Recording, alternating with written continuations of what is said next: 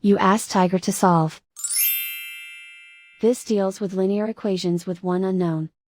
The final result is x equals -6. Let's solve it step by step. Simplify the expression. Expand the parentheses. Simplify the arithmetic. Group all x terms on the left side of the equation. Subtract 3x from both sides. Group like terms. Simplify the arithmetic. Group like terms. Simplify the arithmetic. Group all constants on the right side of the equation. Add 12 to both sides. Simplify the arithmetic.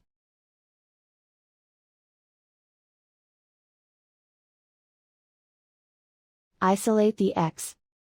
Divide both sides by 3. Simplify the fraction. Find the greatest common factor of the numerator and denominator. Factor out and cancel the greatest common factor. And so the final result is x equals -6.